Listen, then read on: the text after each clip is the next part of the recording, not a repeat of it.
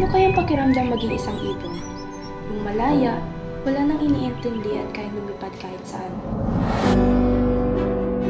Ako si Chanel, isang normal na estudyante at may mga pangarap na gustong abutin.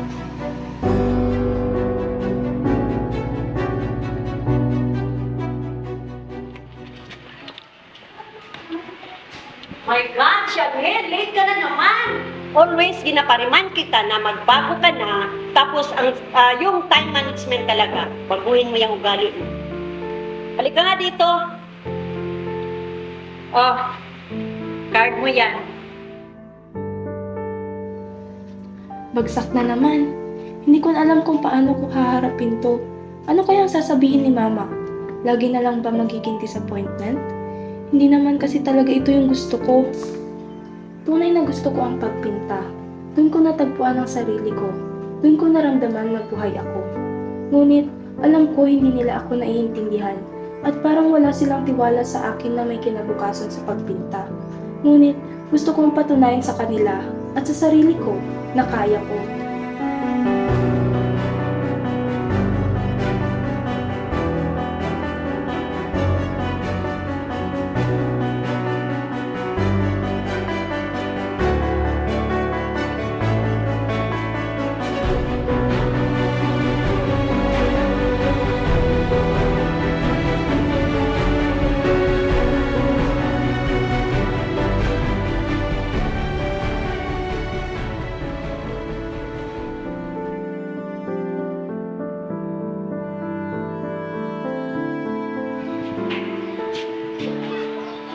Halto ko.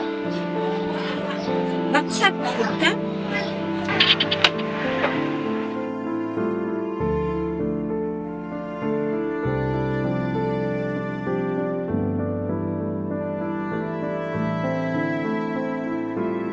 Ano to? Contest? Ito na yun! Dito ko na mapapatunayan na may kinabukasan ako sa pagpinta.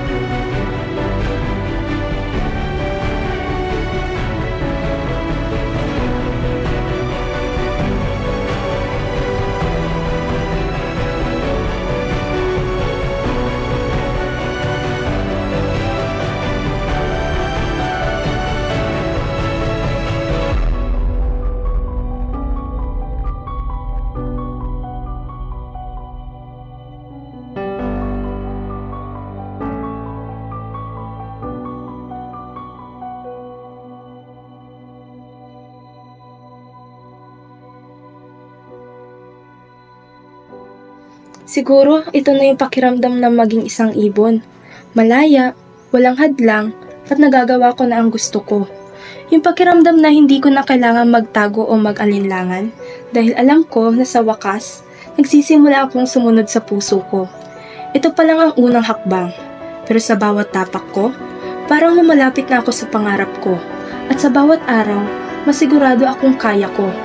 Parang ang saya lang kasi sa wakas, natutunan kong lumipad.